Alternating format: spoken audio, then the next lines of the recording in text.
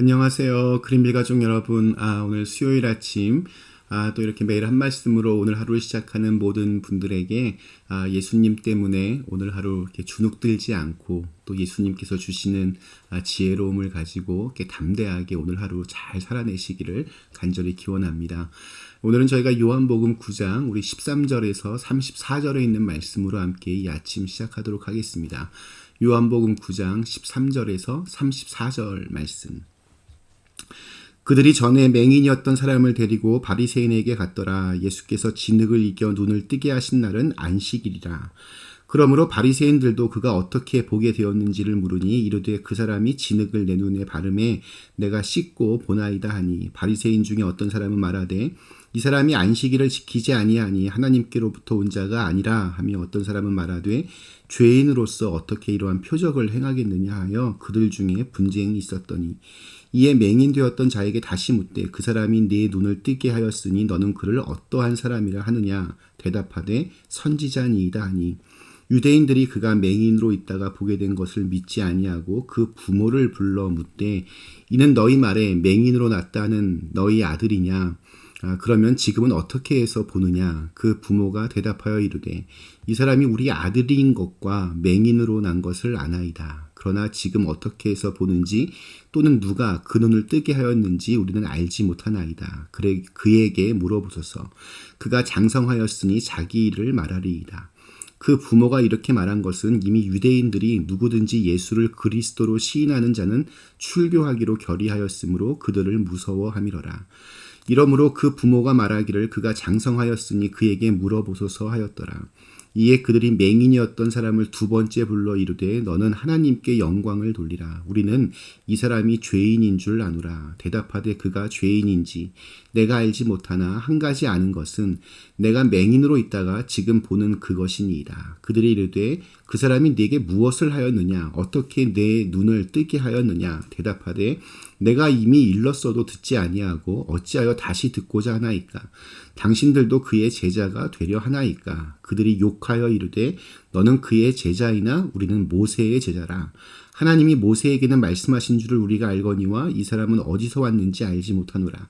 그 사람이 대답하여 이르되 이상하다. 이 사람이 내 눈을 뜨게 하였으되 당신들은 그가 어디서 왔는지 알지 못하는도다. 하나님이 죄인의 말을 듣지 아니하시고 경건하여 그의 뜻대로 행하는 자의 말은 들으시는 줄을 우리가 아나이다. 창세 이후로 맹인으로 난 자의 눈을 뜨게 하였다 함을 듣지 못하였으니 이 사람이 하나님께로부터 오지 아니하였으면 아무 일도 할 수 없으리이다. 그들이 대답하여 이르되 네가 온전히 죄 가운데에서 나서 우리를 가르치느냐 하고 이에 쫓아내어 보내니라. 아멘. 네, 저희는 어제 예수님이 나면서부터 앞을 보지 못하는 맹인을 실로암 연못에 보내어 이렇게 고쳐주신 그러한 이야기를 보았습니다. 자, 그런데 이렇게 은혜로운 사건이 유대인들의 심기를 건드리면서 또다시 첨예한 논쟁으로 이어집니다. 이미 요한복음 5장에서 38년 된 병자를 고쳐주신 후에 벌어졌던 논쟁과 굉장히 비슷한 상황이 연출이 됩니다. 율법에 아주 정통하다 자부하는 바리새인들이 트집을 잡는 것은 이 일이 안식일에 벌어졌기 때문입니다. 예수님께서 이 맹인을 안식일에 고치셨다. 여기에서 그들은 크게 두 가지 점에서 문제를 제기합니다. 첫째, 예수님이 진흙을 이겨서 이 맹인의 눈에 발랐다는 것은 안식일에 예수님께서 일한 것으로 그렇게 해석이 될 수 있었습니다. 유대인들의 이 안식일에 대한 규정을 보면 정말 어마어마합니다. 일을 하면 안 된다라고 하는 이 짧은 규정에 온갖 세세한 행동 규칙들을 정했습니다. 음식을 만드는 것은 노동이기 때문에 전날 다 이렇게 만들어 놔야 됩니다. 불을 켜거나 끄는 것 안 됩니다. 50m 이상 걸으면 이게 노동으로 분류가 되면서 그 이상 걸을 수 없었습니다. 바느질을 하는 것도 글씨를 쓰는 것도 다 금지했습니다. 손톱을 깎거나 머리카락을 뽑거나 수염을 깎는 것도 용납되지 않았습니다. 모두 다 이런 모든 일들이 안식일에 노동하는 것으로 그렇게 간주되었기 때문입니다. 이런 관점에서 본다면 예수님께서 안식일에 진흙을 이렇게 침으로 발라서 소경의 이 눈에 바르신 건 역시 이 안식일에 일하지 말라라고 하는 율법을 어긴 것으로 그렇게 해석이 될 수 있었습니다. 바리새인들이 제기한 두 번째 문제는 안식일에 병자를 고치는 일 역시 이게 안식일을 어기는 그러한 것이었습니다. 사람이 이제 막 이제 죽어갈 때, 아주 응급 상황일 때, 위급한 경우에만 안식일에도 어떠한 조치를 잠깐 취할 수 있었습니다. 그러나 이러한 때에도 다만 환자의 상태가 이렇게 악화되는 것만 막아야지 이게 더 나아지게 하려고 계속 뭔가 이렇게 치료하는 그것은 금했습니다. 그거조차도 노동으로 보았기 때문입니다. 예를 들면 뼈가 이렇게 골절이 되었을 때 뼈를 이렇게 바로 맞추는 일은 할 수 없었습니다. 심지어 이렇게 골절이 되어서 손이나 발이 이렇게 퉁퉁 붓게 될 때 그 위에다가 이렇게 차가운 물을 붓는 일 역시 할 수 없었습니다. 다 일하는 것, 노동으로 여겨졌기 때문입니다. 따라서 이 맹인이 그때 정말 죽고 사는 문제가 걸린 것도 아닌데 당장 이렇게 죽게 될 만큼 어떤 응급 상황도 아닌데 예수님이 그의 눈을 고쳐주신 것은 안식일의 규정을 어긴 것이다. 그렇게 판단했습니다.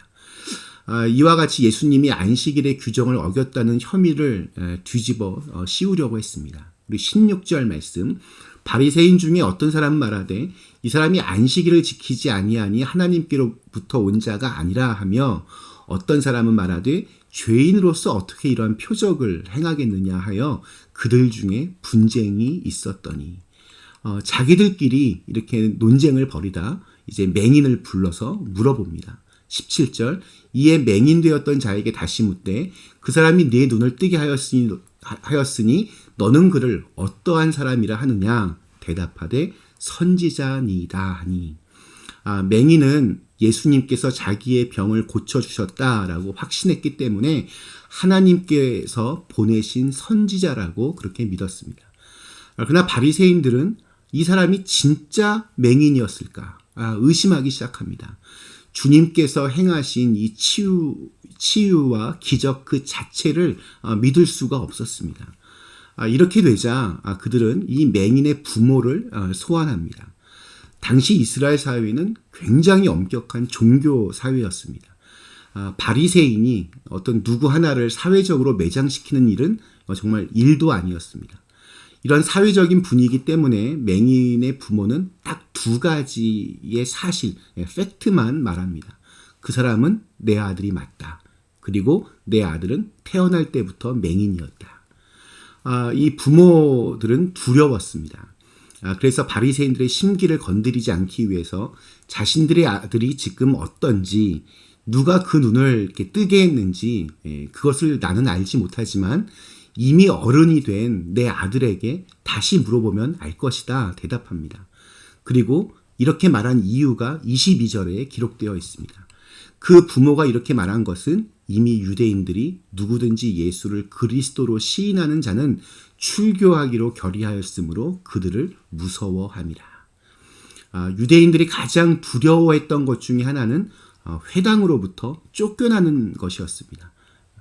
그것이 주홍글씨가 되어서 항상 주변 사람들의 눈총을 받으며 살아야 되기 때문에 이건 정말 두려운 일이었습니다. 그래서 그들은 모든 것을 다 사실대로 말할 수 없었습니다. 자, 그렇지만 눈을 뜨게 된 이 아들은 달랐습니다. 우리 25절 말씀, 대답하되 그가 죄인인지 내가 알지 못하나 한 가지 아는 것은 내가 맹인으로 있다가 지금 보는 그것이니이다. 이 대답만큼 분명한 대답이 어디 있겠습니까? 그러나 바리새인들도 포기하지 않습니다. 계속해서 그를 다그칩니다. 예수가 너에게 무엇을 했느냐? 그가 어떻게 너의 눈을 뜨게 했느냐? 하면서 윽박지릅니다. 이 맹인은 그러나 이미 과거와는 다른 사람이 되어 있었습니다. 옛날 같으면 이렇게 막 다그치면 주눅이 들었지만 그는 예수님 때문에 담대합니다. 오히려 여유가 있어 보입니다. 내가 이렇게까지 지금 계속 이야기하는데 자꾸 똑같은 말을 계속 이렇게 하는 거 보니 당신들도 예수의 제자가 되고 싶은 거 아닙니까? 예상치 못한 이 맹인의 재치 넘치는 그 반격에 바리새인들이 화가 납니다. 그에게 욕설을 퍼부으면서 너는 예수의 제자지만 우리는 모세의 제자다. 우리는 하나님께서 모세에게 말씀하신 것은 알지만 예수는 어디서부터 왔는지 우리는 알지 못한다. 흥분합니다. 여기에 대한 맹인의 반문이 또 걸작입니다. 우리 30절에서 33절 그가 담대하게 이렇게 말합니다. 그 사람이 대답하여 이르되 이상하다. 이 사람이 내 눈을 뜨게 하였을 때 당신들은 그가 어디서 왔는지 알지 못하는도다. 하나님이 죄인의 말을 듣지 아니하시고 경건하여 그의 뜻대로 행하는 자의 말은 들으시는 줄을 우리가 아나이다. 창세 이후로 맹인으로 난 자의 눈을 뜨게 하였다 함을 듣지 못하였으니 이 사람이 하나님께로부터 오지 아니하였으면 아무 일도 할 수 없으리이다. 인간적인 어떤 그런 모욕과 협박을 아주 슬기롭게 지혜롭게 극복해 나가면서 단 한 가지 부인할 수 없는 사실. 나는 평생 앞을 보지 못하다가 지금은 이렇게 볼 수 있게 되었다. 이것보다 더 확실한 증거가 어디 있겠습니까? 바로 이 한 가지 사실 때문에 예수님은 죄인이 아니며 하나님께로부터 온 분이 틀림없다. 맹인은 담대하게 대답합니다. 결국 말 이렇게 잘하기로 유명한 바리새인들이 이 논쟁에서 졌습니다. 그래서 34절에서 아주 치사한 방법으로 대응을 합니다. 그들이 대답하여 이르되 내가 온전히 죄 가운데에서 나서 우리를 가르치느냐 하고 이에 쫓아내어 보내니라. 오늘 우리에게 주신 하루 이 맹인이었던 사람처럼 내가 만났던 예수님 때문에 내가 경험한 예수님 때문에 이렇게 담대하고 또한 지혜롭게 예수님의 사람으로 그렇게 살아가실 수 있기를 간절히 기도합니다. 잠시 함께 기도하시겠습니다. 좋으신 하나님, 오늘도 저에게 새로운 날 주심을 감사합니다. 오늘 하루도 우리 예수님 때문에 우리의 삶 속에서 지혜로움이 있게 하시고 담대함이 있게 하여 주옵시고 그 예수님으로 인하여서 정말 행복한 오늘 하루가 되게 하여 주시옵소서. 예수님의 이름으로 간절히 기도드리옵나이다. 아멘.